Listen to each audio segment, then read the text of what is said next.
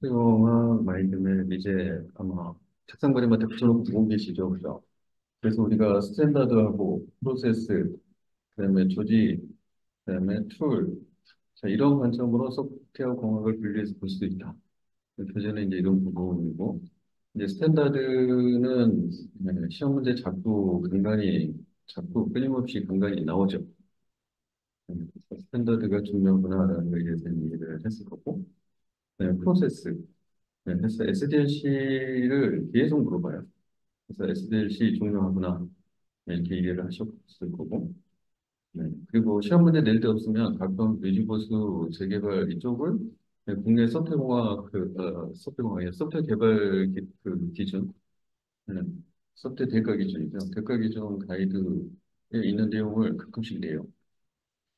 그다음에 오거나이제이션 이렇게 돼서 여기서는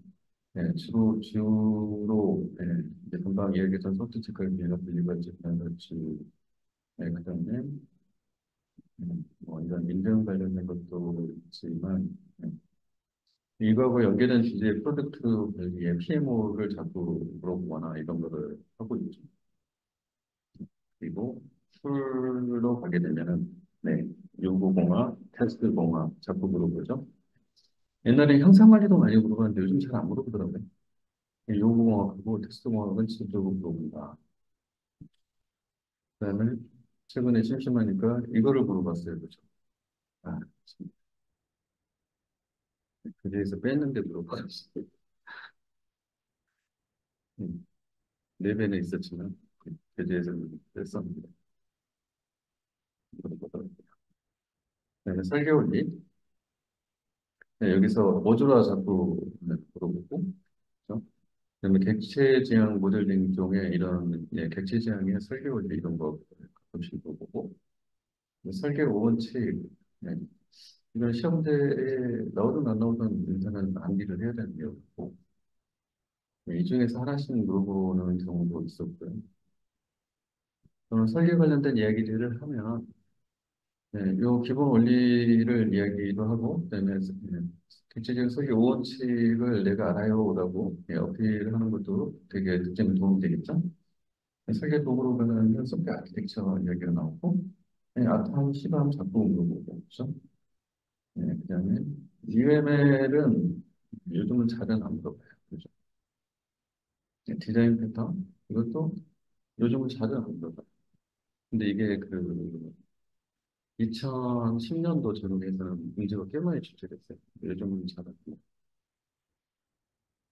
그래서 문제 난이도가 이런 것만 물어볼 때는 굉장히 높다라고 이야기를 했는데 이제 지금은 자꾸 기본기 테스트하거나 또는 클라우드 네이티브한 개발을 하다가 필요해지는 것들 이런 것들 기법을 가끔씩 보기 때문에 난이도가 그렇게 높지 않아요.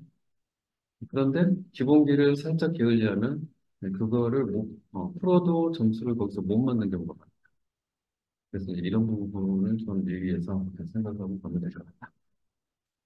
그래서 소프트웨어 공학에 대한 이제 개요, SDLC 개발 부분도 빠르게 볼게요.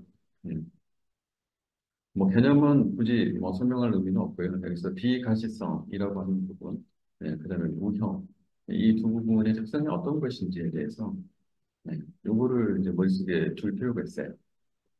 이거 때문에 끊임없이 소프트웨어가 지금 이슈인 되고, 이 두 가지를 해결하기 위해서 지속적으로 앞으로도 계속 노력을 할 거예요.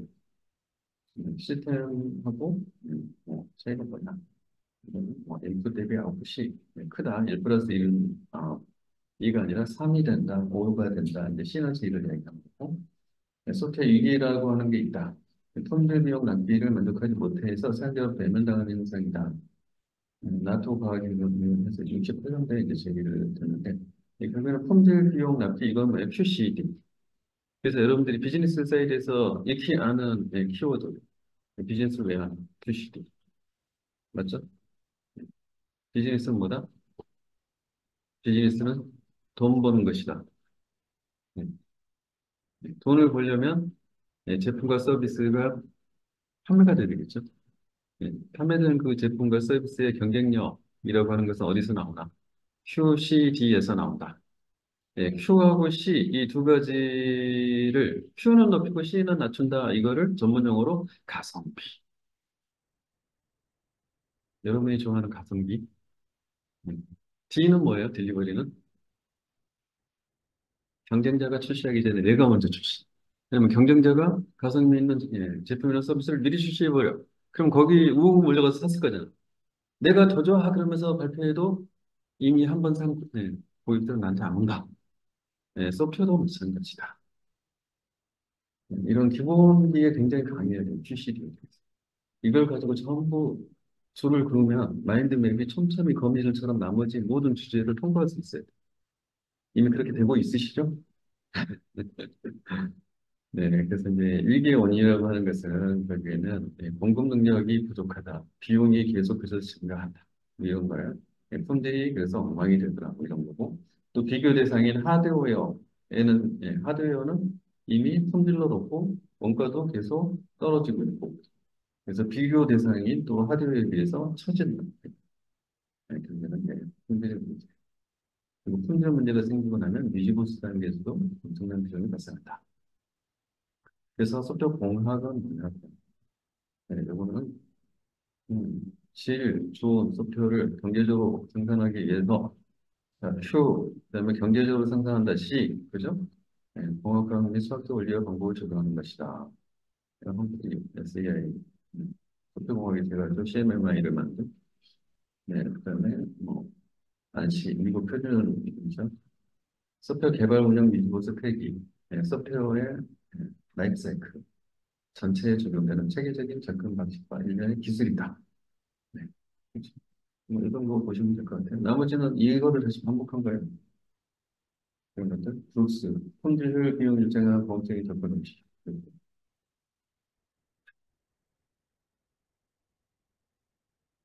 그래서 이제 공학이 뭐냐? 방법, 도구, 프로세스, 패러다임. 자, 이것들의 종합이다. 네. 네. 자, 그래서 이것들 중에 핵심적인 프로세스를 볼 거예요. 그래서 퍼포스, 프로토타입, 나선형, 반복점등, 진원별, 클린룸 이런 게 있더라. 퍼포스는 뭐냐? 전통 방식의 모델이다라고 이야기를 한다. 가장 오래되었기 때문에 클래식 전통 이렇게 이야기를 한다. 여기서 하는 분석 설계 표현 시험 위주 분석 과정은 순차적으로 접근한다. 이렇게 순차적으로 굉장히 이해하기가 용이해요. 그리고 오래됐기 때문에 많이 사용해서 검증이 됐어요.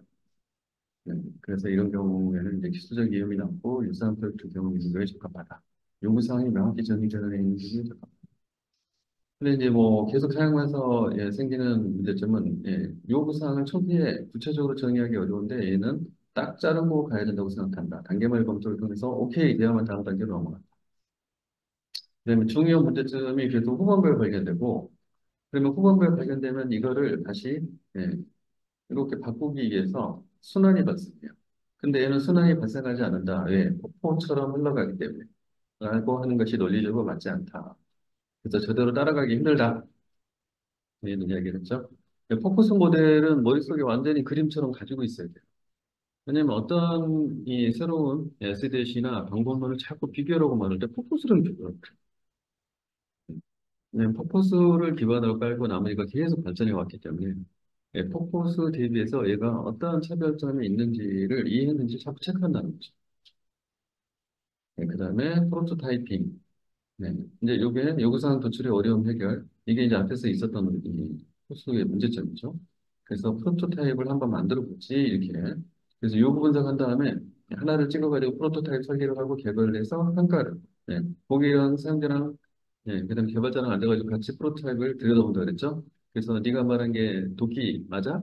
근데 이거 금도끼인데? 아니야. 그러면 금도끼야? 아니야.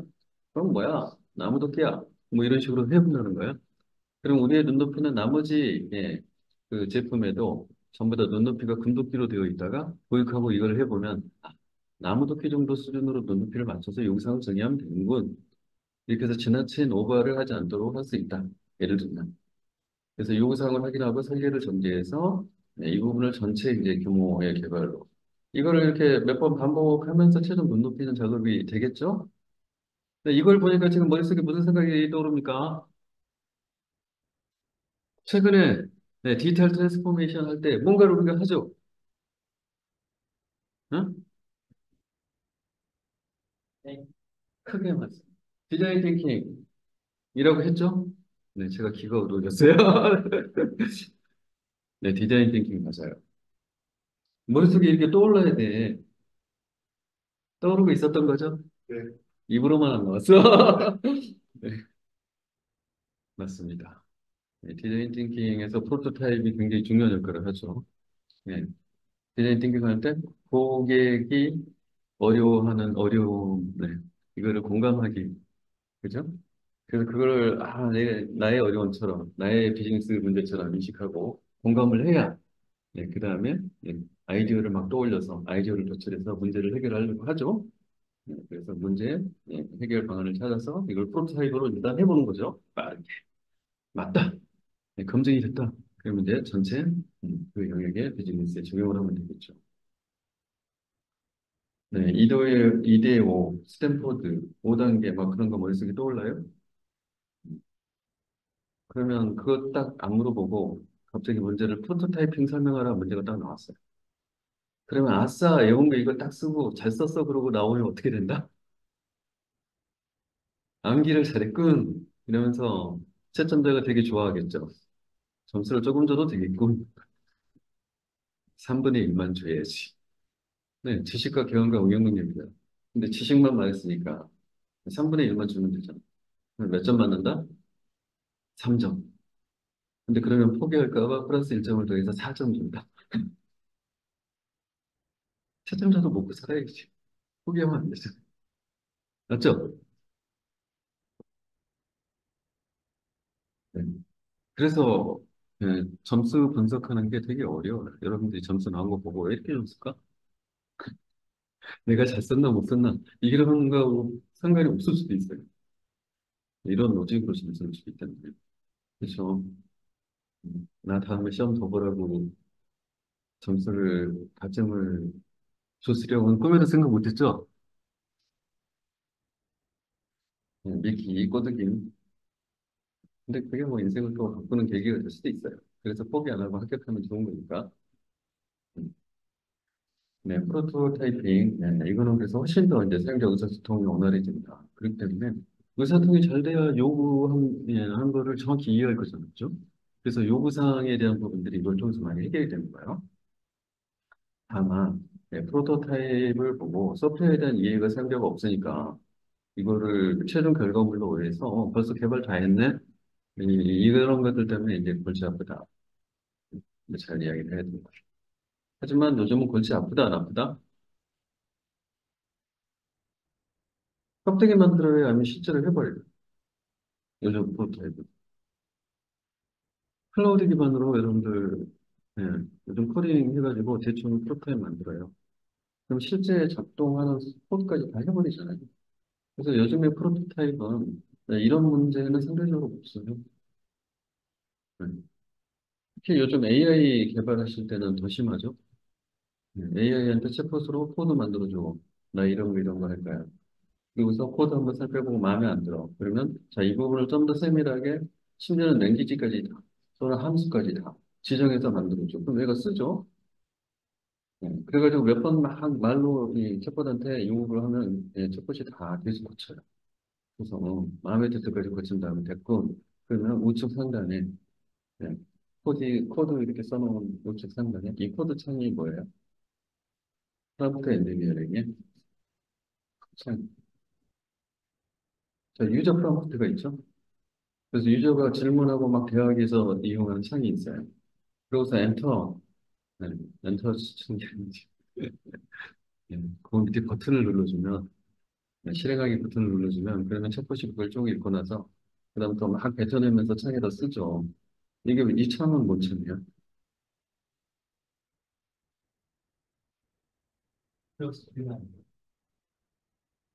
그게 어시스턴트라고 부르는데,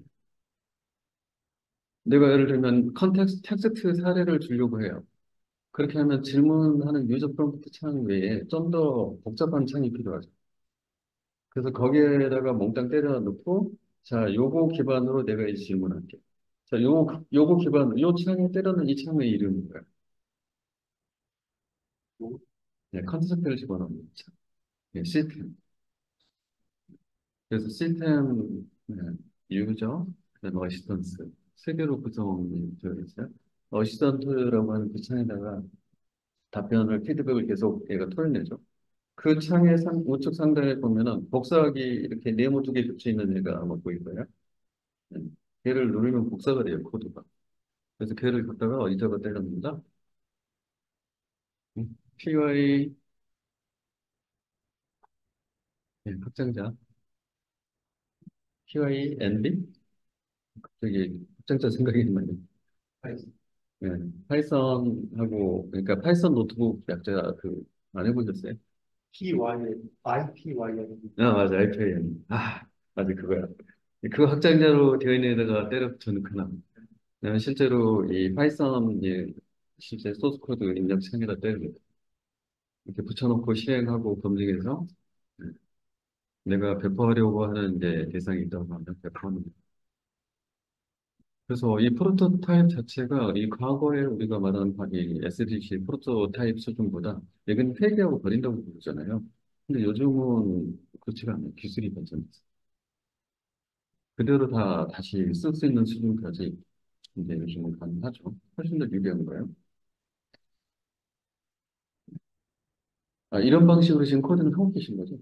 네, 개발하시는 분.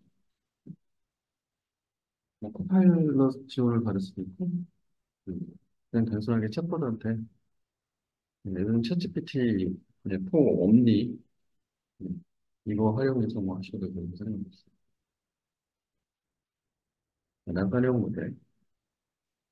네, 프로토타입이 이제 폐기되고 뭐 이런 문제가 있다 보니 그거를 어떻게 버리지 않고 끝까지 해볼까?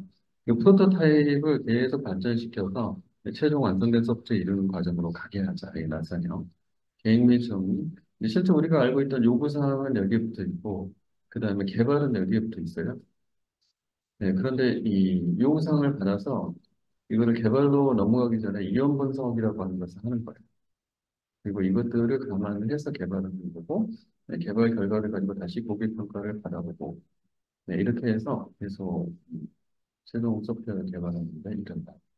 네, 나선형 개념이 굉장히 이제 발전된 개념이고요. 네, 이런 개념을 가지고서 이제 뒷단에 반복 점증 모델. 요즘은 일반 저희 SI 사업할 때 소프트웨어 개발 방법만 들으면 다 이런 반복 점증 모델을 쓰고 있는 거예요. 네, 이 나선형 모델은 사용자 요구사항 파악에 굉장히 유리합니다. 그리고 품질 확보에도 유리합니다. 하지만 그거를 나선을 계속 벌리려고 하면 엄청나게 기간이 늘어나겠죠. 네, 그리고 나서 여러 개의 나선이 돌고 있기 때문에 프롬프트 관리하는 데 어려움이 있어요. 그래서 별로 하지 않았다. 그렇기 때문에 참조 사이트가 많지 않아서 힘들다. 선택하기 어렵다. 하지만 반드시 성공해야 되는 프로젝트라고 한다면 그러면 시간이 걸리더라도 관리가 어렵더라도 네, 이게 지금 성공이라는 건 이거예요. 품질 만족이 성공이죠. 네, 품질은 사용자의 요구사항에 네, 맞춰주는 거예요. 그리고 기대치를 충족하는 거죠. 그럼 반드시 성공해야 된다. 그러면 이 장점이 있는 부분에 집중해야지. 네, 그래서 실패하지 않는 프로젝트는 대규모, 사이즈가 큰 프로젝트 실패하면 안 되잖아요. 어차피 1,000억 쓰는데 내가 거기다 100억 더 쓴다고. 1,000억 날리는 이 100억 더 써서 1,100억으로 하는 게 낫잖아요. 네, 그런 논리인 거죠. 근데 국책 사업들은 이익을 추구하는 사업이 아닙니다. 그래서 성공이 더 중요하기 때문에 이런 대규모 사업이나 국책 사업에 적합하다. 근데 기업들은 이윤 추구를 하기 때문에 기업 개발에는 어렵다. 네, 반복 전등 모델 어게요 인크레멘탈 많이 되시죠. 주로 인크레멘탈을 많이 듣고 계시죠? 그래서 인크리멘탈, 이거 퍼포스 모델 변형, 증거를 따로 개발을 통합한다. 그리고 프로토타입, 퍼포스, 뭐, 프로토타입 다 나오죠. 그래서 증권 1, 2, 3로 개발 대상을 영역을 나눈 다음에 증권 1부터 분석, 설계, 코딩, 시험, 설치, 운영 이 이제 퍼포스죠. 네, 그 다음에 증권 2를 다음번 이거 진행되고 있는 첫 번째 사이클이 돌고 있는 그 중간에 분석, 설계 그래서 이제 이 증권 언투스리로 나눈 부분들을 퍼포스 사이클을 돌리면서 또 중간에 다시 또 넥스트 증권에 대해서 돌리고 돌리고 자, 그래서 이미 설치 운영, 프로젝트가 끝나기도 전에는 오픈해서 운영을 하고 있고, 그리고 다시 이 설치 운영된 첫 번째 모듈과 증분 2, 증분 1에다 증분 2를 다시 어떻게 해야 돼요? 통합을 해야 돼요. 통합을 하고, 그러고 나서 또 설치 운영을. 이렇게 했을 때, 여기 이미 운영 단계로 넘어갔잖아요. 운영 조직한테 인수인계를 해줘야 되는데 받는다, 안 받는다, 운영 조직이? 그건 준비돼 있다, 안 돼 있다?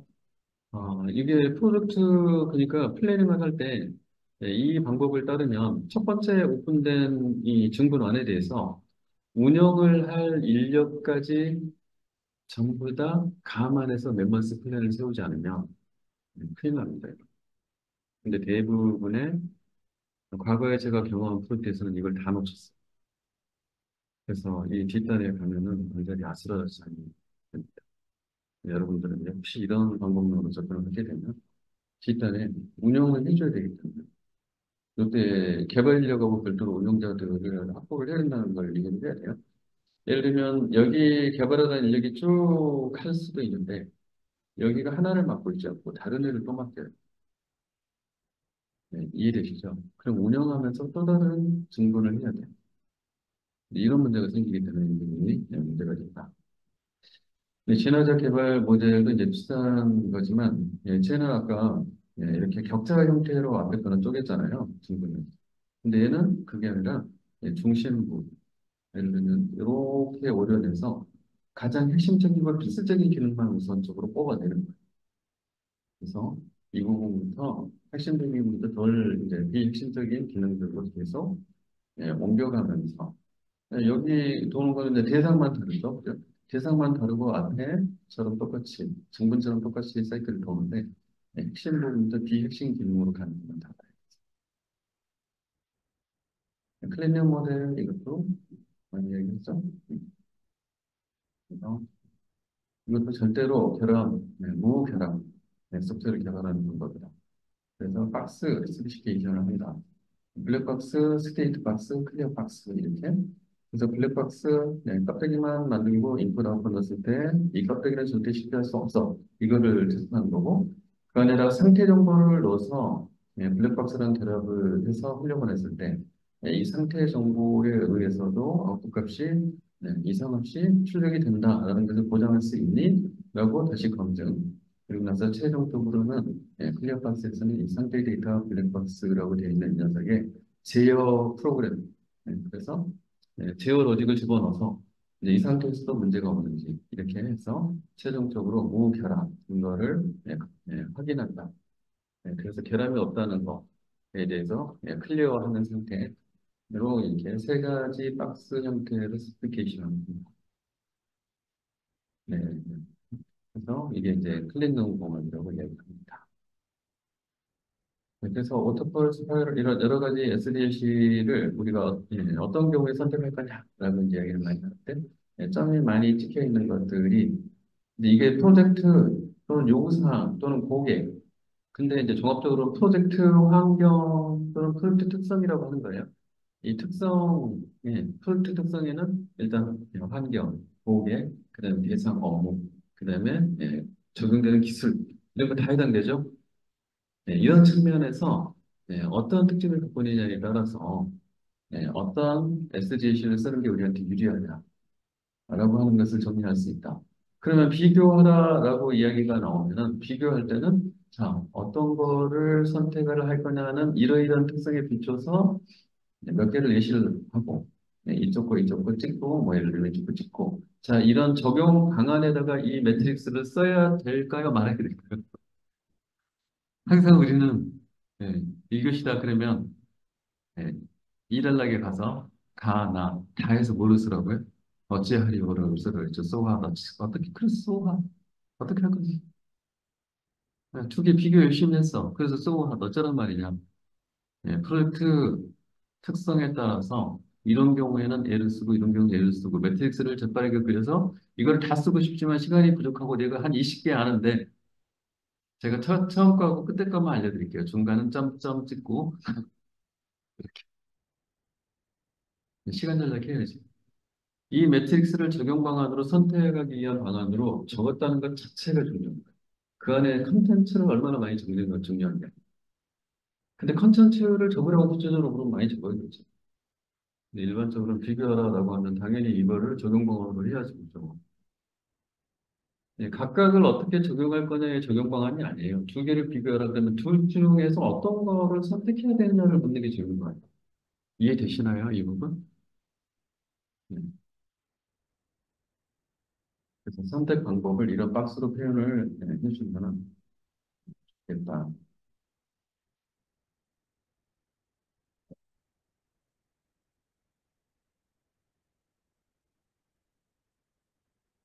계속 하겠습니다. 이제 방법론입니다. 네. 네, 방법론만 쭉 보면 끝나겠죠. 뭐냐면 구조적 정보공학 기체제한 콘텐츠 모델 기반 애저일 데브스 이렇게 있습니다. 네, 그래서 개발 방법론은 절차, 방법, 설정을 좀 더 이제 구체적인 내용들이 구성 컴포넌트로 들어와요.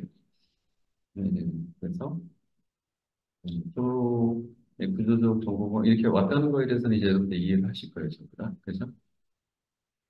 네, 구조적 기법입니다. 전체 시스템을 기능에 따라서 분할하여 개발하고 통합하는 분할과 정복의 접근 방식이다. 이게 이제 맥이 결국에는 포스하고 맥이 다 있는. 그래서 소프트웨어 위기 때문에 처음에 이슈는 뭐냐면 이거를 어떤 툴로 봤다? 소프트웨어를 자동화 기능. 그렇기 때문에 자동화 기능으로 봤기 때문에 기능을 자동화하는 툴로 봤기 때문에 그러면 기능을 제대로 잘 쪼개지 못하면 다 품질 만족이 안 되겠죠. 그래서 여기 기능 요인에 집중을 해버려요. 그래서 시스템을 일단 기능에 따라서 분할하고 개발하고 통합하자. 그래서 순차 선택 반복으로 로직을 모두 체계하고 그다음에 도형적인 시스템의 다이어그램 이용해서 뭐 요구사항 파괴라든지 또는 문서화, 다큐멘트화 뭐 이런 걸 한 거예요. 추상화 모듈화 구조와 단계적 편성화 이런 원리를 사용했다는 거예요.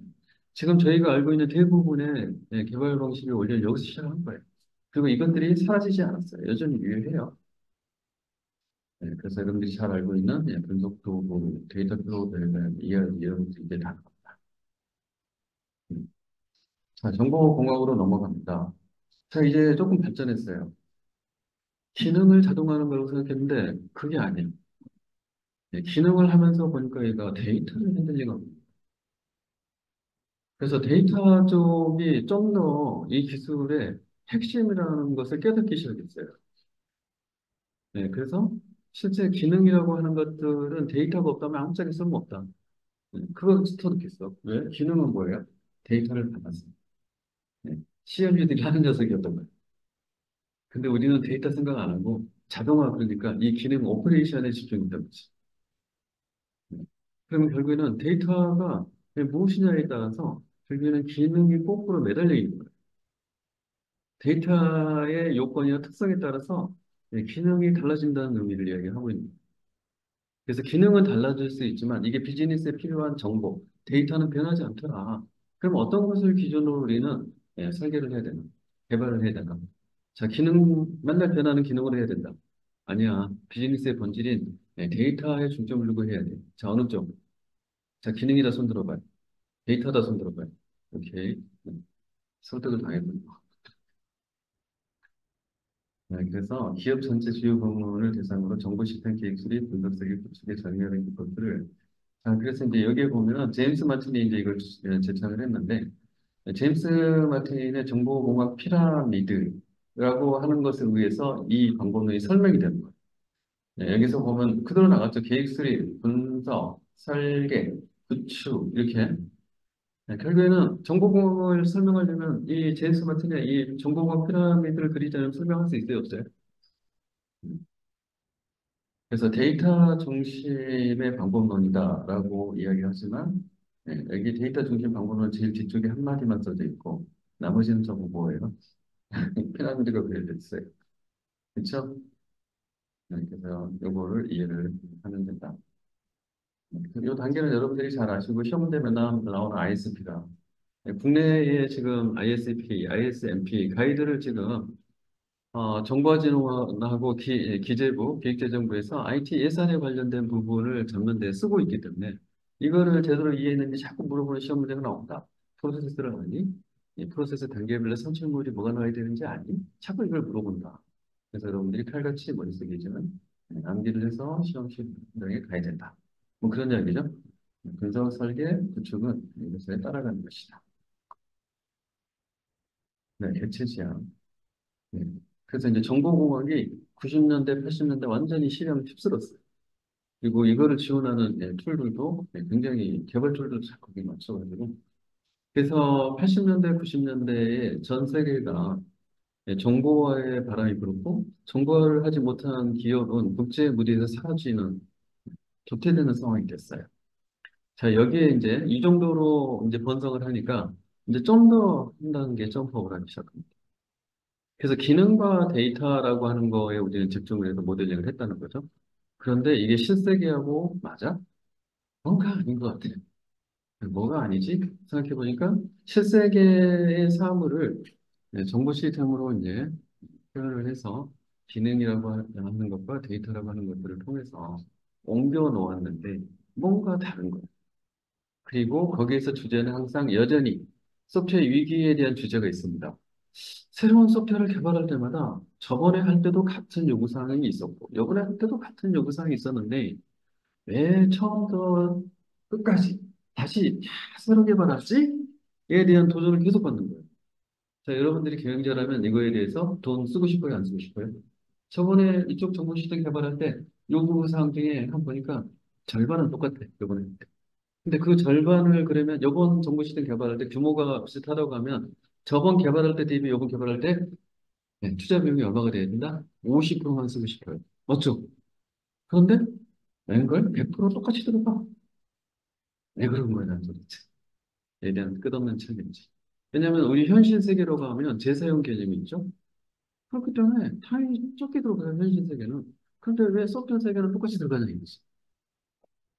그래서 그 문제점이 무엇인가를 살펴봤더니 우리는 정보공학에 의해서 자료에 집중된 개발을 이제는 깨닫고 했어요.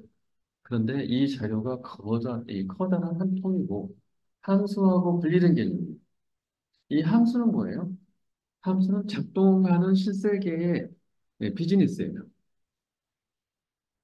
그 비즈니스에서는 사람도 있고 뭐 기계도 있고 뭐 개념적인 어떠한 동작도 있고 다 있어요. 자, 이러한 것들을 우리가 이제 개체라고 얘기를 하죠. 그런데 이러한 개체들을 가지고서 그 개체가 동작을 하거나 또는 CRU들이 하는 데이터를 보거나 이런 거잖아요. 네, 그런데 이 두 개가 분리되어 있는 개념으로 개발을 한 거예요. 설계를 한 거예요. 공학을 한 거예요. 근데 실세계는 분리되어 있지 않더라는 거죠. 자기한테 필요한 데이터만 갖고 있는 거예요. 그래서 재사용이 가능했는데, 네. 정보 시스템 세계에서는 애가 통짜배기로 하나로 자료가 돼 있다 보니까 그게 안 되는 거예요. 이거를 깨달았어요. 이게 바로 객체로 바뀌는 이제 핵심적인 포인트입니다.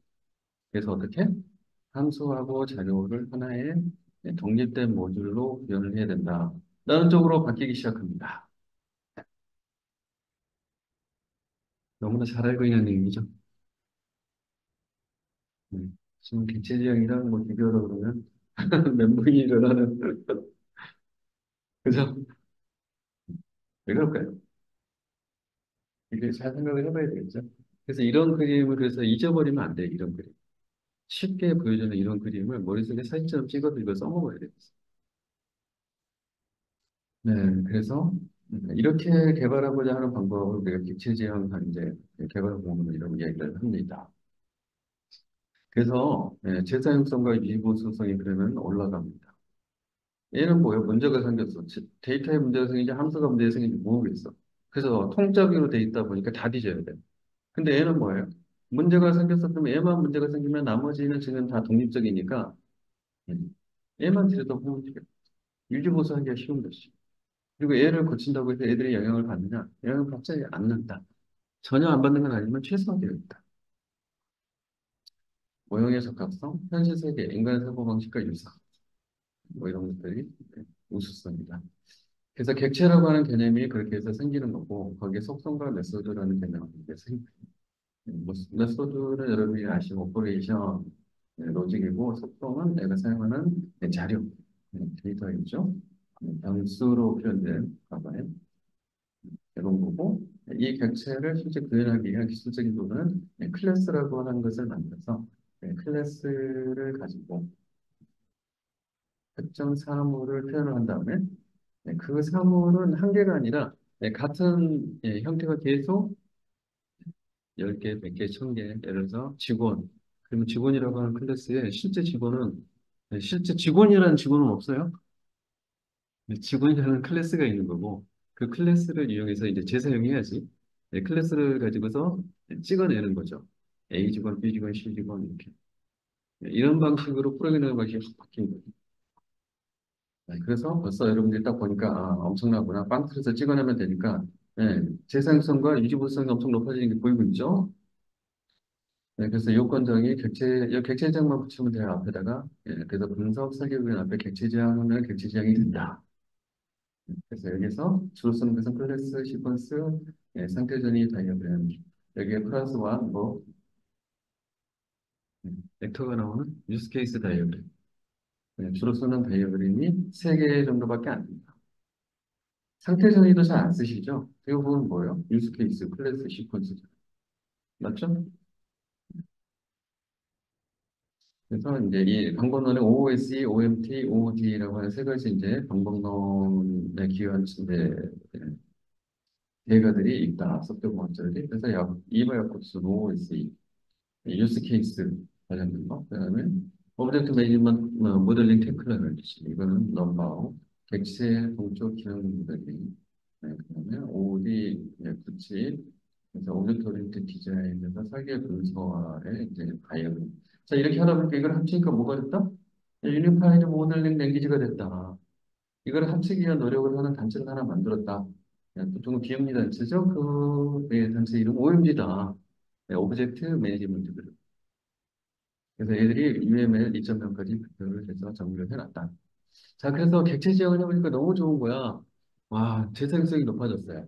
그리고 현실 세계하고는 점점 닮아가요.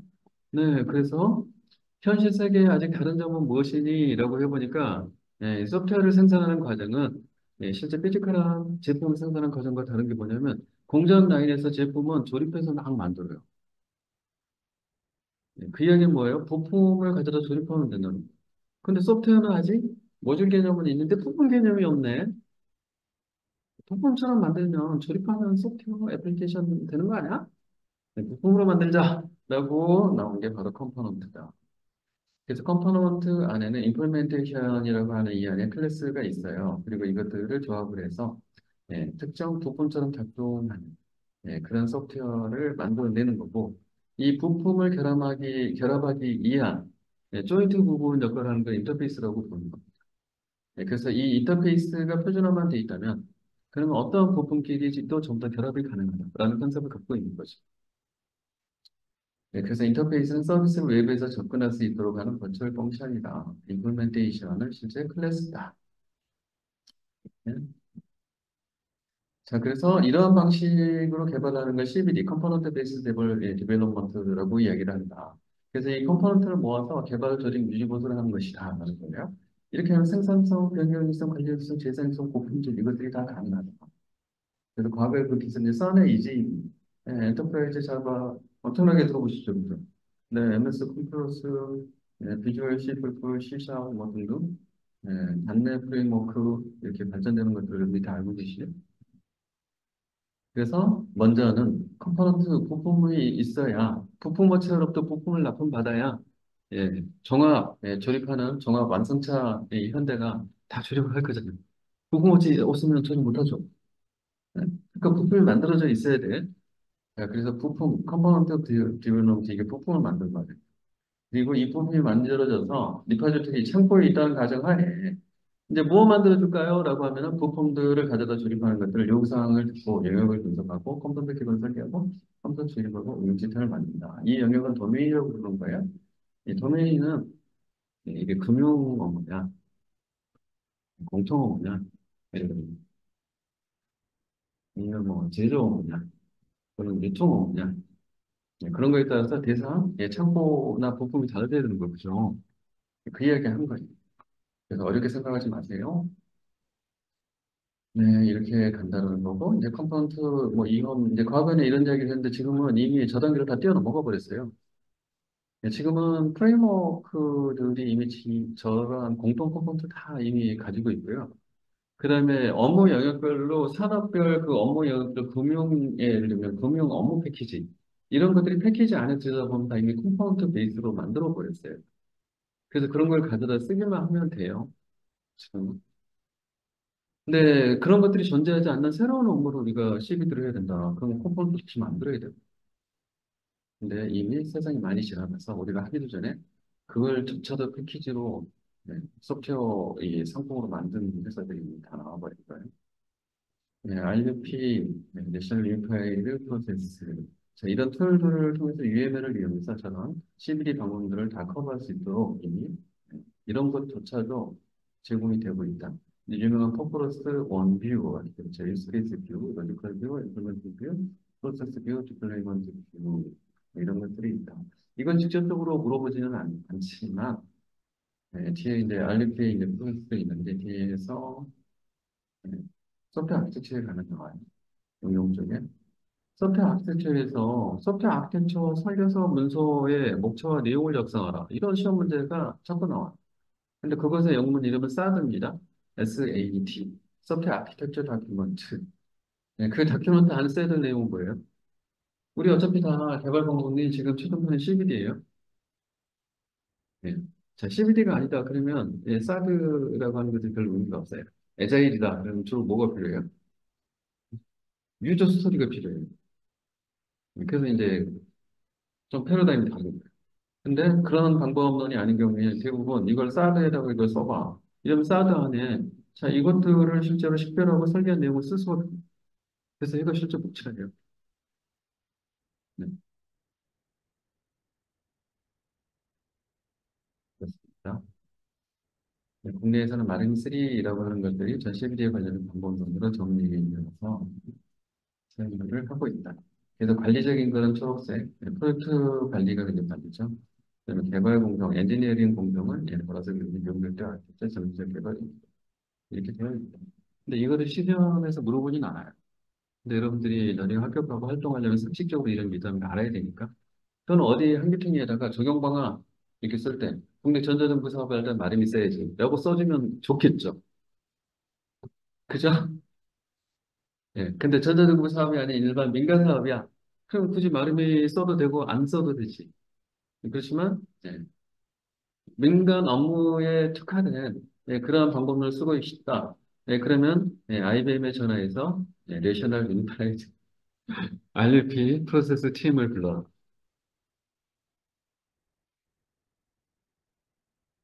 적용 방법론에는 심지어 이렇게도 쓸 수 있어요. 이해되시나요? 한번? 네. 공공부문의 사업을 할 때의 적용 방안. 마름이를 방법론을 신고한다. 테일러링. 민간 사업을 한다. 그러면은 마름이를 검토할 수 있고 민간에 특화된 방법론을 전문적으로 제공하는 RUP 같은 방법론을 쓸 수 있다. 자, 이것도 적용 방안 맞아요.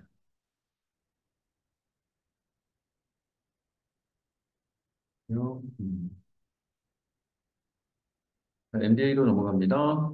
모델 드리븐 아키텍처. 자, 이제 저희는 부품을 가져다 조립을 해서 소프트웨어 생산하는 수준까지 이제 발전됐어요. 그러고 나니까 좀 더 이제 재사용을 위한 그 범위를 키우고 싶어요. 네, 그래서 이 모델 드리븐, 이 모델은 바로 업무 모델입니다.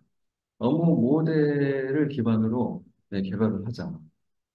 사실 업무 모델이라고 하면 그대로 통째로 쓰자는 얘기예요. 그래서 통째로 쓰자라고 하는 게 바로 모델 드리븐 아키텍처의 접근 방식이다. 어떻게 하자는 거냐? 자, 이런 기술 배경은 이런 UML 기반의 이걸로 돼 있다는 기술 배경은. 자, 저런 기술이 있기 때문에 우리는 이게 가능. 어떻게 할 건데, CIM 컴퓨터 인디펜던트 모델, PIM 플랫폼 인디펜던트 모델. 자, 여기까지가 바로 독립적인 수준의 모델들을 우리가 가지고 있다면, 이 PIM을 PSM, 플랫폼 스페시픽 모델로 우리가 설계해, 그 다음에 전환할 수 있어. 이렇게. 그리고 나서 여기까지 전환이 되면은 그러면 코드 제네레이션 툴을 사용해서 특정 랭귀지로 이것들을 구현을 해낼 수 있어 라고 이야기를 하는 방식이에요. 그래서 CIM, PIM, PSM, 그다음에 코드. 자, 이런 방식으로 내려가는 자, 이 방식을 우리가 MDA 겁니다. 자, 이 플랫폼 안에는 뭐가 들어있다? 업무 자체 시스템이 들어가 있는 거예요. 그래서 대표적인 케이스들은 금융업. 그래서 뱅킹 시스템을 플랫폼 기반의 뱅킹 시스템을 하나의 MDA의 모델로 보고 이거를 하여튼 혹시 이런 거 나오면 사례 쓰세요. 적용 사례. 금융권에서 전북은행에서 국내 최초로 했다. 그래서 금융 모델을 MDA 아키텍처 기반으로 구성을 한 다음에 그걸 어디다가 광주은행에서 MDA 방식으로 구현을 했다. 그리고 이러한 것들은 지점이 필요 없는 뱅킹 회사 이야기했죠. 인터넷 뱅킹 회사. 자, 그런 회사들은 빠르게 금융 시스템을 임플멘테이션 해야 되잖아요. 자, 그런 경우에 MDA 기반으로 하게 되면 보통은 은행에서 이거 새로 만들려면 차세대하면 보통 1, 2년 걸려요. 이거 가져다 쓰면은 6개월이면 끝나요. 엄청난 방법이죠. 자, 그래서 저런 방식으로 이제 MDA 아키텍처의 컨셉으로 개발을 한 거는 이제 MDDT에 이제 데벨롭먼트를 붙인 거예요. 앞에서는 아키텍처 이렇게 돼 있고, 그래서 여기서 비즈니스 모델을 PIM과 PSM 이런 단계로 이렇게 넘어간다. 자, 이렇게 넘어간다라고 하는 것은 우리가 중간에 뭐가 있다? 매핑하는 전환하는 툴이 그래서 그 툴을 개발해야 된다. 매핑 기법 정의고요. 이게 이제 필요해요. 그래서 타겟 플랫폼과 메타 모델 시별 정의. 자, 이 메타 모델이라고 하는 것은 UML 메타예요, 그죠? 그리고 이걸 가지고서 UML 매핑 도구를 만들고, 그래서 전환 툴을 만든 다음에 PIM, PSM 여기에 전환을 하는데 써먹는다. 이렇게 해서 애플리케이션을 완성합니다. 네, 여기서 이제 또 한 단계 더 나가니까 이제 드디어 소아가 나옵니다. 서비스 오리엔티드 아키텍처. 그래서 서비스는 보통 이제 웹상에서의 이야기를 하는 거예요. 자, MDA는 이 온프레미스로 가져다가 지금 쓰는구나 이해되시죠?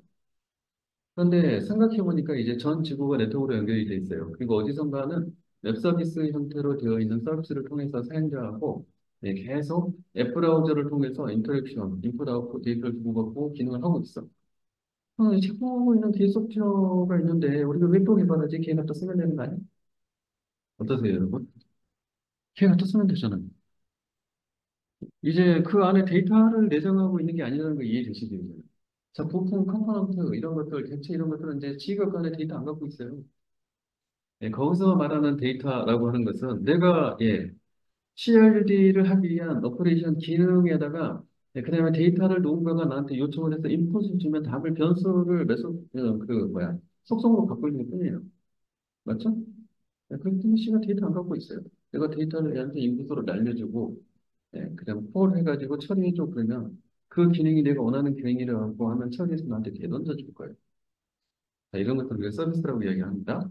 자, 그러면 일상에서 도우고 있는 그런 서비스들을 누군가가 제공해주면 내가 그걸 가지다가 조립해서 그냥 쓰고 싶어. 이렇게 되는 거죠. 자, 그럼 아까 컴포넌트 개발은 CD하고 CDD, 뭐야, CD하고 CBD였잖아요. 그러면 이 컴포넌트가 이제 뭘로 바뀐 거예요? 서비스로 바뀐 거예요. 그래서 서비스 리포지토리가 있고 여기서 꺼내다가 우리는 서비스를 조립만 하면 됩니다. 맞죠? 네. 그런데 이게 어디에 있다? 컴포넌트는 사내의 리포지토리. 그다음에 이 서비스는 어디에 있다? 전 지구상의 어딘가에 네트워크에 이거를 제공하는 프로바이더예요. 그 차이밖에 없어요. 또 어떤 차이가 있을까요? 온프레미스로 하면 내가 컴파일 해야 되니. 근데 지금 이 서비스는 뭐예요? 웹상에서 작동하고 있는 거네. 그러니까 컴파일이 필요한 게 아니라 바이너리 상태에서 내가 콜하면 반응하는 녀석이네. 맞죠? 이렇게. 그 차이점이 있네요. 얘가 훨씬 더 우수한 거예요. 그러니까. 맞죠? 그래서 그런 서비스들을 리퍼지터리에 담고 얘를 제공하고자 하는 프로바이더가 웹상에 있다는 전제하에 여기가 인터넷상에 그리고 이걸 쓰려고 하는 클라이언트, 이 고객이 있다는 전제하에 이 고객이 이 서비스가 어디 있는지 모르겠어. 그렇기 때문에 전화번호가 필요해. 그래서 그 전화번호를 우리가 서비스 레지스터리라고 이야기합니다.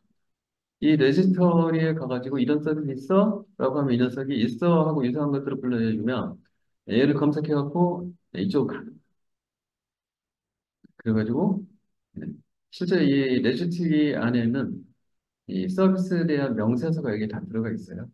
그래서 이 명세를 보고 나한테 필요한 게 맞는지 확인하는 거예요. 그리고 나서 내가 이거 쓰겠다라고 하면은 돈 내야지. 네, 그러면 네, 얘들이 네, 얘를 통해서 식별됐으니까 네, 돈 내기 위해서는 네, 구동 서비스에 사인하지? 이렇게 얘가 요청하겠죠? 예를 들면. 그래서 구독 모델이면 서명을 하고 사인을 해서 계약을 맺고 돈을 지불하고 그러고 나서 바인드라고 하는 것은 내가 이쪽에서 쪼르르 조립한 쪽에서 얘를 연결하는 점이죠. 그렇죠? 그래서 얘가 항상 이쪽에서 콜하면 반응할 수 있도록 만들어준다. 그죠? 네, 그 이야기를 어렵게 그린 그림이 바로 이 그림입니다.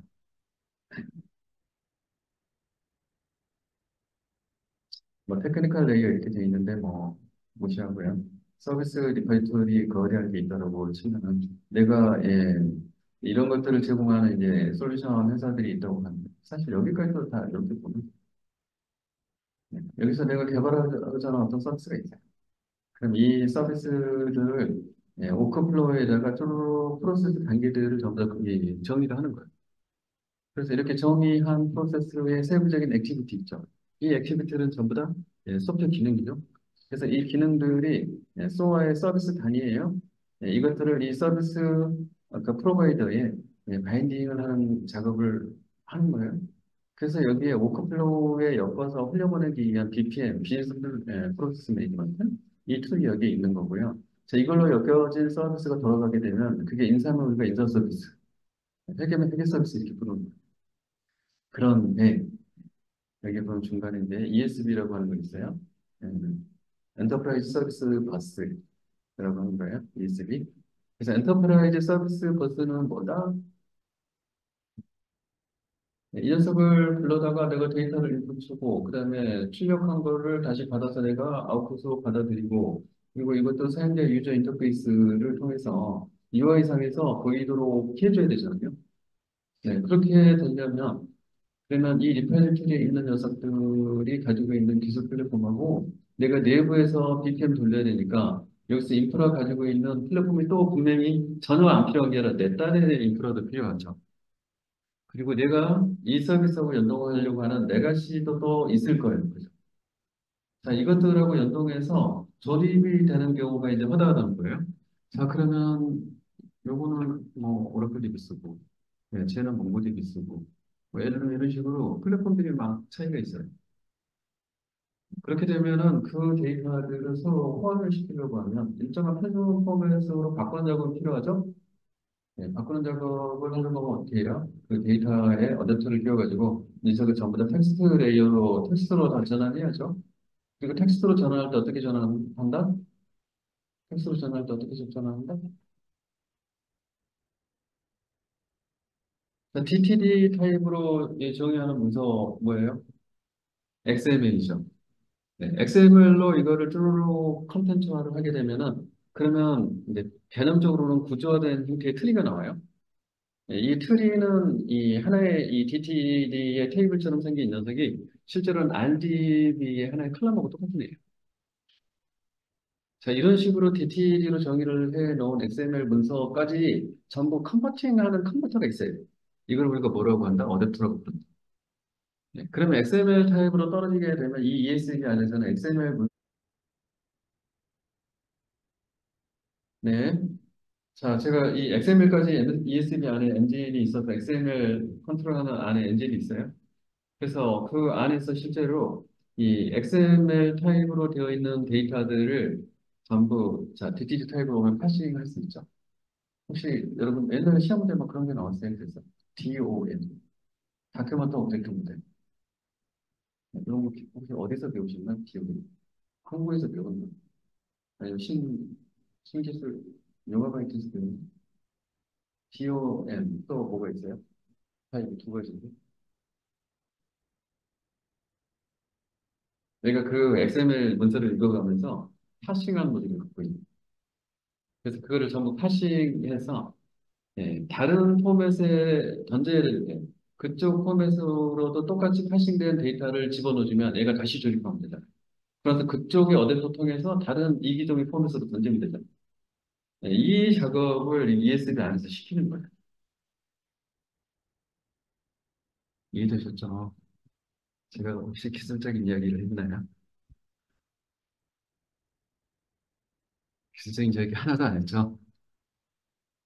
네, 이게 어떻게 돌아가는지 이해하셔야 돼요. 그래서 말씀드립니다. 물론 개별 저것들을 하는 툴들에 따라서 제가 말한 것들을 다르게 또 이제 구현을 했을 거예요, 기술적이니까.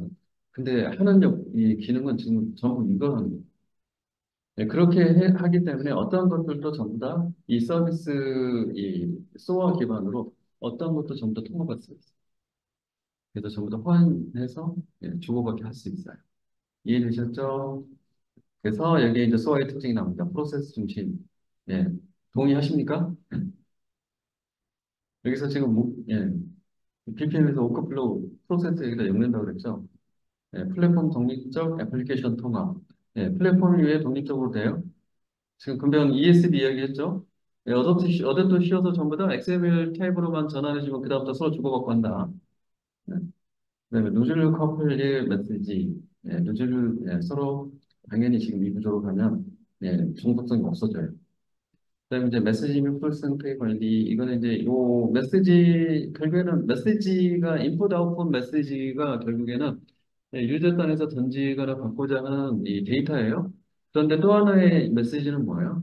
그거를 받아서 핸들링하는 과정에서 각각의 이중의 플랫폼이나 시스템에서 데이터를 긁어와서 그 데이터를 서로 호환시키는 과정에서 ESB 안에서 그 메시지들을 수신하고 가공하고 그다음에 다시 라우팅하고 라우팅.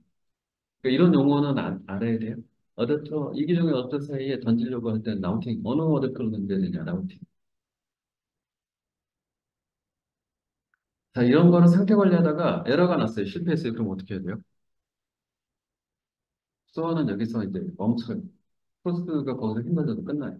그래서 이 문제를 보완하기 위해서 소어가 이제 2.0으로 발전했을 때 거기에 이벤트 드리븐 아키텍처라는 것을 적용합니다. 그래서 이 녀석은 뭐 이벤트를 자생해놓고 이벤트만 모니터링. 그래서 이 이벤트가 발생했어. 그러면 어떤 것을 실행하라라고 하는 애가 쪽에 붙어있는. 그래서 소어와 EJ를 붙여놓은 거를 소어 2.0이라고 얘기를 합니다. 그 해결해주는 애가 있어야 되거든요. 혹시 제가 기술 얘기했는데 그림으로 그리실 수 있나요? 소어 2.0을 설명을. 문제 답이 나오지 않는 거지만 어디서 또 필요해서 직접 물어보지 않는데 쓸 수 있습니다. 네, 그래서 이 내용만 사실 이해하시면 소아에 관련된 부분은 다 이해하시는 거예요. 그래서 소아의 모델, 조립, 운영, 관리 뭐 이런 거 이해하시면 돼요. 그래서 이런 지금 막 얘기했던 웹 서비스, BPM 이런 관련성들 있죠. 이런 거 여기 계시면 그냥 그거 다 설명입니다. 이제 이걸로 보면 다 이해되시다. 이제 MSA로 넘어갑니다. 자, ESB 부하수강 집중인데 뭐 이런 게 생깁니다. 수업에 이제 광범위하게 이제 전파가 되고 잘 쓸릴 것 같았지만 한계가 있더라. 그래서 그게 이제 MSA가 출연합니다. 네. 마이크로 서비스 아키텍처의 약자죠. 네. 그래서 엔터프라이즈 서비스 버스 하나가 네. 이제 이거는 이런 맥락인 거예요. 소화로 했던 것도 굉장히 뛰어난 아키텍처예요. 근데 이거를 뛰어넘는 IT 트랜잭션의 수요가 발생합니다. 여러분 한 10년만 이렇게 생각해 보세요. 10년, 15년만 생각해 보세요. 넷플릭스 15년 전에 보셨어요? 네, 지금 여러분들이 알고 있는 엄청난 트랜잭션 이렇게 쿠팡이라든지 이런 쇼핑몰들 대규모 이런 쇼핑몰들 15년 전에 있었어요. 네. 이 세상이 바뀐 거예요. 그러다 보니까 이런 거대한 하나의 버스, 통로죠. 이런 거대한 통로 허브 역할하는 이런 애들조차도 그 부하를 감당을 못해요. 그래서 안 되겠군. 그래서 이게 뭐예요? 싱그러브 SPO 뭐다? 싱그러브 페이입니다. 얘 하나 장애나면 모든 게 망하는 거예요. 그래서 굉장히 성능이나 안정성 측면에서 이제 불리해집니다 환경이 변했기 때문에. 그래서 이런 대규모 전 지구적인 트랜잭션 보안을 감당하기 위한 아키텍처를 바꿔야지. 그게 바로 이제 MSA입니다. 그래서 MSA로 이제 가는 것은 ESB의 이 루트를 채널이죠. 이거를 전부 다 잘라버린 것이다. 그래서 각자의 서비스가 각자의 채널을 갖기 위한 이런 구조로 변신하죠. MSA. 네, 그래서 각자의 이 서비스 단위가 큰 것도 문제니까 이 서비스 단위를 이제 뭉뚱그려놓은 걸 다 하나하나 쪼갠다. 네, 그리고 쪼개는 그 녀석들이 각자의 자신의 데이터 저장소를 가지고 있다. 네, 그리고 채널에 해당되는 API 게이트웨이라는 개념을 가지고서 서로 필요하면 통신한다. 이렇게. 그래서 외부의 접점에서 시스템을 콜하는 이 첫 관문 역할을 API 게이트웨이라고 표현하기도 하고요. 근데 컨셉상으로는 꼭 그런 건 아니고 내부에서도 여러 가지 구도가 있을 때 얘를 불러고 API 게이팅이 맞아요. 그다음에 거기서 다시 안으로 들어가서 각각의 서비스에서 이 채널의 앞단도 다 게이팅이 맞아요. 그런데 이제 이게 급속도로 발전하면서 갑자기 얘가 컸어요. 그러니까 얘도 기술적으로 문제가 되는 거야. 왜냐하면 채널이 너무 많은데 그 채널을 관리를 어떻게 해야 될지 모르고 어떤 채널이 고장 났어요. 그 채널을 못 찾겠는 거야. 그래서 이제 외부하고 내부를 구분하기 시작해요. 그래서 내부에 있는 외부에서 오는 건 하나잖아요. 쉽게 말하면 퍼블릭 IP랑 똑같은 얘기. 그런데 내부에 있는 녀석들은 그렇지 않잖아요. 그래서 이거를 관리를 하기 위해서 너무 많으니까 이것들을 하나의 메타 정보화해서 테이블처럼 이들의 각각의 주소 정보를 관리하는 녀석이 필요해졌어요. 그래서 그 녀석을 구현을 해놓은 녀석을 이름을 뭐라고 한다? 그 다음에 채널을 1대1로 전부 다 맺으면은 다대다로 엄청난 채널 필요하죠. 그런데 서비스고 그럼 그 엄청난 채널을 다 구현하면 어떻게 돼요? 그 자체가 또 문제예요. 자, 그런 것들을 없애는 방법은 뭐예요? 서비스. 응? 서비스. 음. 이렇게 맞아요. 매핑하는 녀석들을 여기에 구도가 다 있겠죠? 가지하는 수가. 그러면 어떻게 각각의 서비스는 어떻게 하면 되나? 여기가 딱 줄되고 나서 내가 콜하는 애는 얘도 여기다 어딘가 줄되고 있지. 그래서 나는 얘 부르고 나는 다이렉트로 타이즈만 불러야 돼. 그러면 내가 그걸 다 알아야 되잖아. 그러면 내가 얼마나 그러니까 그러지 말고 여기까지만 딱 듣다가 내 줄되고 나도 붙인다 그러면 이 안에서 찾아라. 어? 얘는 여기 이렇게 되고 있네. 이거 참 중앙의 허브처럼 나우팅을 해주는 역할을 하는 녀석이 하나가 거기에 필요해졌다. 그래서 내부에 적을 갖고 있어야 되죠, 그러면. 그럼 각각의 서비스는 내가 통신하기 위한 나의 고유의 서비스, 유니크한 서비스 아이디를 갖고 있어야 되죠. 네, 이거를 지금 기존에 그래서 하실 때 보면, 저걸 컨테이너 안에다가 서비스를 담는데, 자신의 프락시 정보를 거기다 집어넣을 때, 거기다 IP하고 포트 정보를 집어넣는. 그럼 그 정보가 저 매트리스 안에 다 심어져 있겠죠. 이거를 서비스 메시라고 보는데,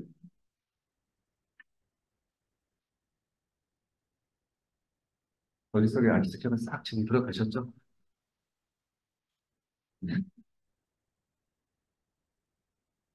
그래서 이제 모놀리스라고 하는 서비스들에 비해서 이거를 우리가 꼭 해야 되느냐에 대해서 굉장히 신중하게 결정한다. 왜냐면 그 서비스 자체를 그렇게 이제 MSA는 밀접한 연관이 뭐랑 돼 있냐면 컨테이너랑 돼 있어요. 자, VM이라고 하는 것은 단위가 큽니다. VM은 왜냐면 그 자체에 OS가 깔려야 돼요. 그렇기 때문에 VM은 OS만 닿는데도 OS 하나 깔면은 몇 기가 잡아먹어 버리죠. 그런데 컨테이너는 그 자체가 OS가 없어요. OS 이단만 있는 거예요. 미들단하고 그다음에 애플리케이션 모듈만 있어요. 그래서 얘는 무엇을 공유한다? OS를 공유하는. 그래서 이런 그 컨테이너 기반으로 아까 말씀드렸잖아요. 부하가 문제다. 이 소아의 ESB가 갖고 있는 단일 포인트. 네, 이거에 대한 부하가 문제다. 엄청난 고성능의 DDR4, 엄청난 고디코를 갖고 있지만 전 지구적인 트랜잭션을 버티지 못한다. 그러한 트랜잭션 유형들이 이 실시간적으로 막 폭증을 하는 이런 트래픽, 피크 타임들이 막 수시로 발생하는 애들. 이런 애들은 자원 낭비가 심하기 때문에 이런 것들은 전부 다 클라우드 기반으로 앞단에 서비스를 배치하는 게 유리하다. 클라우드는 자원을 쓴 만큼만 가공하기 때문에. 그러면 쓴 만큼 가공한다는 이야기는 거기는 VM이든 컨테이너 위에 서비스를 올린다는 이야기인데 VM은 오토 스케일링해서 이거를 확장을 하게 되면 VM이 무겁기 때문에 크기 때문에 이 녀석을 올리는데 시간이 많아요. 그래서 이미 트래픽 폭증해가지고 얘가 VM이 늘어나려고 할 때 자기가 나버려요. 근데 컨테이너는 사이즈가 되게 작아요. OS를 안 갈 때. 그래서 이 컨테이너는 순식간에 늘릴 수가 있어요. 바로 이 장점 때문에 이제 MSA가 필요한 것들은 대부분 이러한 서비스 피크가 엄청난 애들, 그리고 유동성, 플럭체이션이 심한 애들. 이것 때문에 지금 만든 거기 때문에 컨테이너 기술하고 밀접한 관계가 있다. 둘이 항상 따라다닌다. 그래서 그런 업무 특성을 가진 애만 MSA를 하라라는 거예요. 아무거나 다 하지 마라. 네, 그래서 뒤에는 참고로 한번 보시고요. 하지만 이렇게 해도 뒤에 DB가 같이 못 봐서 지금 끝장이죠. 결국은 DB에 가서 만난다. 그래서 스케일업, 스케일아웃 이야기를 하죠. 스케일업은 그 자체를 계속 용량을 늘리는 거예요.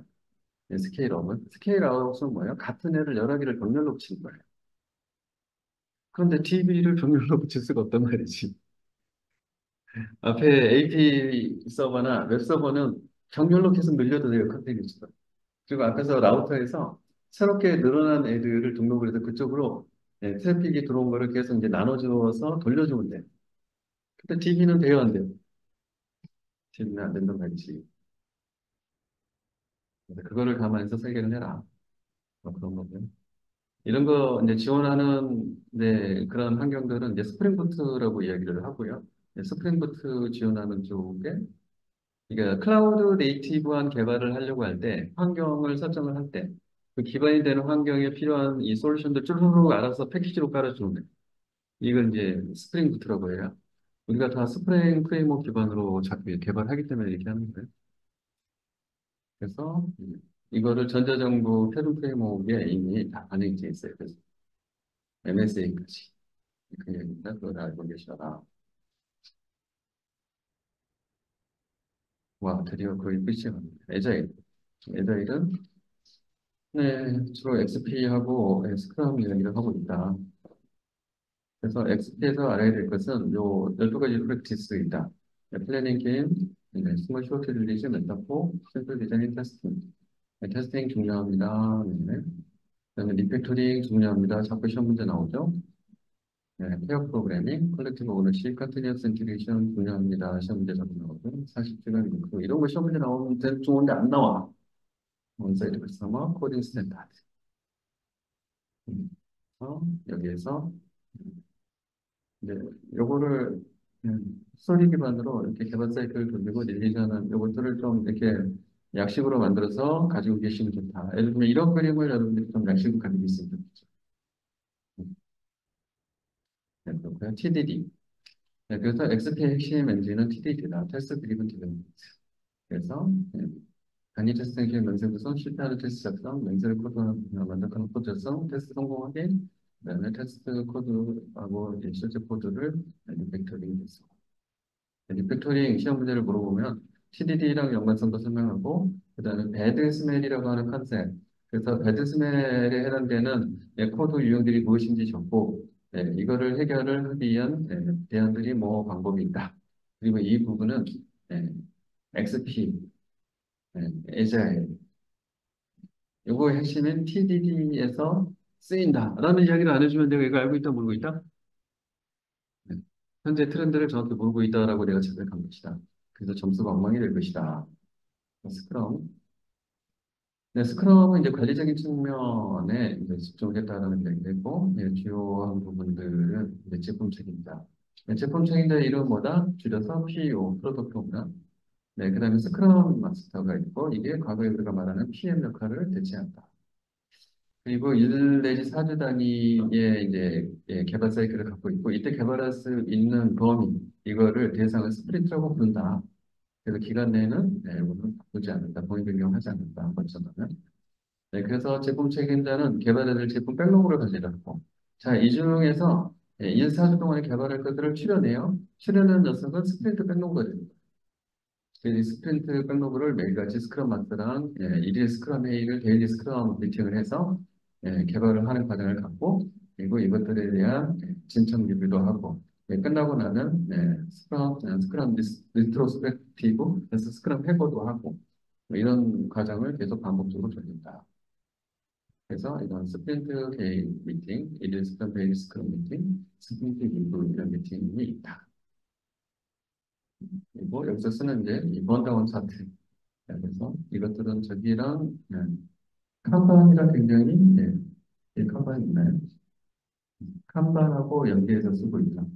칸반에서 이제 투두 할 일, 그다음에 인 프로그레스 진행 중인 거, 그다음에 완료된 거, 피니시 이런 것들을 칸반에서 관리를 하는데 할 것들이 계속 줄어들어서 완료가 되면은 할 일이 줄어드는 모습 이거를 이제 번다운 다운 차트, 스몰 차트라고 서멜 차트라고 부릅니다. 여기 티브를 한번 보시고요. 도요타 자동차의 이제 TPS, 도요타 프로덕셔닝 시스템, 혁신 시스템인데 거기서 이제 개념이 있고요. 이건 낭비 제거라는 거예요. 그래서 원칙 1번 낭비 제거라. 파르트 8대 이해 중에서 중요한 20%에 집중을 해라. 그러면서 80% 얘기하는 거죠.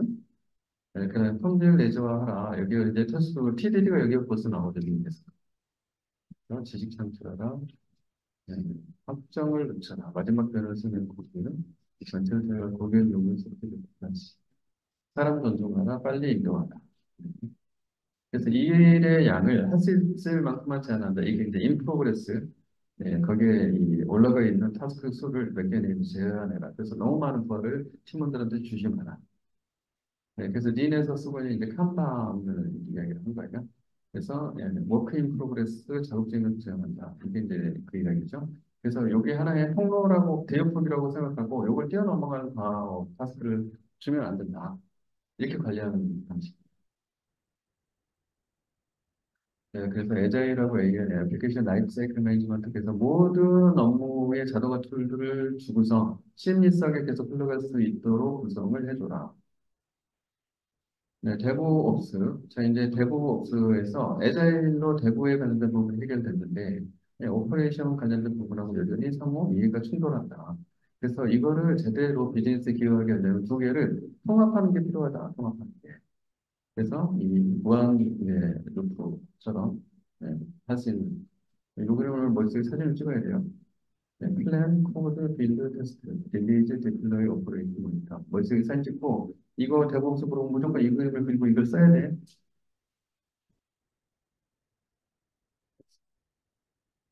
그래서 서로 이제 다른 이해관계를 이제 이거를 깨기 위한 노력이 대법시다. 깨는 방법은 뭐야? 이런 것들 열심히 쓸 필요 없어요. 이해가 상충되는 거. 에자일에서 자꾸 배포하면 운영하는 입장에서 뭐요? 맨날 배포되고 나면 장애나, 오류나. 그래가지고 뭐가 바쁘다? 서비스 데스크가 바빠. 그래가지고 일에 치여서 죽겠어. 그래서 지원이 제대로 안 돼. 이런 거예요. 그런데 자꾸 배포가지고 오류가 생기면은 비즈니스 입장에서 PM 입장에서는 어때요? 비즈니스 입장에서는 짜증나죠. 고객들 클레임, 소비자 클레임, 현업부서 클레임 뭐 잔뜩 나온단 말이에요. 그래서 모두가 괴롭다. 자, 그럼 어떻게 하면 좋겠니? 이 모든 것을 예, 한 사람이 또는 한 그룹이 처음부터 끝까지 다 해버려. 그러면 그런 이슈가 있어요, 없어요? 이슈가 없어요. 그럼 대신에 어떻게 하는 거예요? 개발에만 집중할 때는 개발 범위의 업무를 많이 주죠. 근데 이제 운영까지 해야 돼요. 그럼 업무를 다 잘라서 기존에는 수평으로 업무를 주던 거를 이제 라이프 사이클에 따라서 수직적으로 개발부터 쭉 운영까지 수직적으로 쪼개서 요것만 맡으려고 하면 이렇게 많이 주면 안 되지. 이렇게 해가지고 쪼개줘야지. 그래서 요거를 머릿속에 두고 그대로 그리면 돼요. 이런 그림 열심히 해가지고 하시려고 하면 답안지가 안 써져. 그래서 내가 말로 한 거를 도식화해서 써줘. 요? 그렇게 해주시겠어요? 오히려 그게 쉬워요. 네, 그렇습니다. 네, 그래서 컨티뉴어스 인티그레이션, 컨티뉴어스 딜리버리 이제 이런 얘기가 나오죠. CI/CD가 데브옵스 하게 되면 이제 CI/CD를 해줘야 된다. 왜? 일이 많아요. 그래서 어떻게 한다? 네, 그다음에 오류가 나면 안 되죠.